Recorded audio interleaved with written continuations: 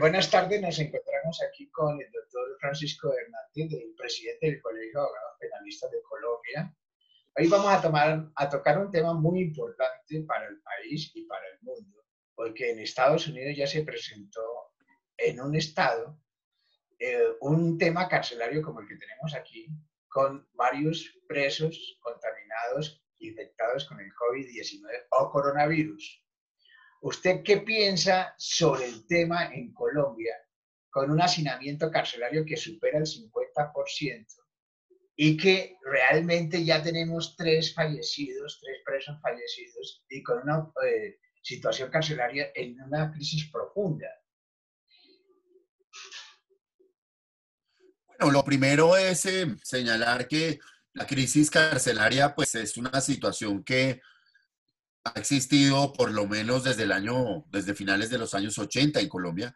Ya para el año 93 la Corte Constitucional había señalado un estado de cosas inconstitucional, producto de una política criminal incoherente, del permanente incremento de penas, eliminación de beneficios, el hacer política a costa de los presos colombianos desencadenó en esta crisis que desafortunadamente tiene un punto muy crítico en esto del COVID-19, pero las pandemias, las epidemias en las cárceles de Colombia son el día a día y la precariedad pues ha sido muy lamentable. Pero estamos ante una situación muy complicada, porque el tema del hacinamiento más la población carcelaria pues, es la más indefensa que hay en el país, porque allí el sistema de salud es muy precario, el hacinamiento es caldo de cultivo para que se reproduzca el virus. Además están los guardianes del INPE también han salido contaminados con el virus. ¿Qué va a hacer el gobierno que saca un decreto para descarcelar 4.000 presos y tenemos un hacinamiento de alrededor si tenemos capacidad para 70.000 presos y tenemos 120.000 presos en las cárceles? Absolutamente. Yo creo que el gobierno nacional pues consideró en su lógica que con un decreto como el que se expidió, pues estaba cumpliendo. En últimas, podría decir que algo se hizo. Se sacó un decreto en el que primaron las consideraciones sobre la seguridad pública, lo privilegiaron sobre la vida de los internos, un decreto que no va a liberar a las 4.000 que se dice, probablemente la cifra la contemos en términos de centenares y no de miles. Eso no es verdad. Desafortunadamente va a ser así. Yo creo que hoy en día nos queda el recurso de la historia, que afortunadamente dará cuenta de las equivocadas intervenciones, decisiones y manifestaciones que han habido en esto, que desafortunadamente tendrán que pagarse en términos de vidas humanas.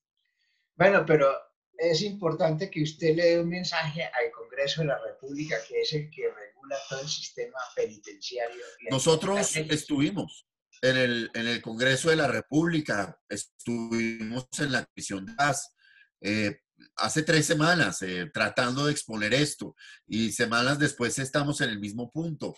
Acudimos a la Comisión Interamericana de Derechos Humanos, esperamos que eso resuelva algo, pero pues llevamos 3 semanas tratando de dar una lucha que yo considero que es lo más parecido a arar en un desierto. Es lo más parecido a arar en un desierto, es muy difícil.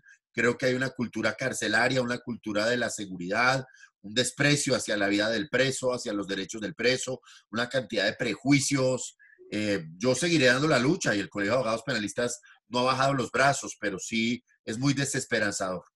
Pero el problema es que hay un concepto en la sociedad de que los derechos humanos de un preso no se pueden tocar porque a ese preso ya cometió un error y tiene que cumplir una condena. Entonces, los derechos humanos de los presos no existen para la sociedad colombiana. Y eso es un La, error. la sociedad colombiana es una sociedad altamente punitiva, producto de que sus directivos, de sus dirigentes, hacen política con la cárcel, menosprecian al condenado, se anticipan a condenar, utilizan los medios de comunicación para condenar anticipadamente. Y pues desafortunadamente nosotros tenemos todavía unas creencias morales totalmente irrestrictas frente a quienes están presos, sean inocentes o culpables, pues la idea de que el preso tenga derechos, pues no nos cabe en la cabeza. Bueno, doctor Bernate, ya para terminar esta entrevista, este sistema con el COVID-19 es una olla a presión. Eso puede causar muchos infectados, muchos muertos, es decir, la situación es más que complicada. ¿Qué le sugiere usted al gobierno nacional, a la ministra de Justicia y al Congreso de la República? Yo creo que es hora de evitar o superar los cálculos políticos. Yo creo que la vida de las personas debe primar sobre un cálculo político. Los presos pueden haber perdido su libertad, pero no han perdido su dignidad. En Colombia no existe la pena de muerte. En Colombia hay una prohibición de afligir torturas, tratos crueles e inhumanos. Mi sugerencia es que apliquen la Constitución y el Sistema Interamericano de Derechos Humanos y que haya una excarcelación que se compadezca con la crisis que vivimos, que se le dé una solución a un problema que lleva 30 años de ebullición. Claro, alguien tiene que asumir el costo político de hacerlo. Ese alguien que tome ese costo político tal vez hoy sea visto como un villano, pero la historia lo tendrá como un héroe. Mil gracias por estar aquí en esta entrevista, doctor Francisco Bernate. Gracias a ustedes, un gusto. Bueno, a ustedes, mil gracias. Hasta luego. Gracias. Chao, mil gracias.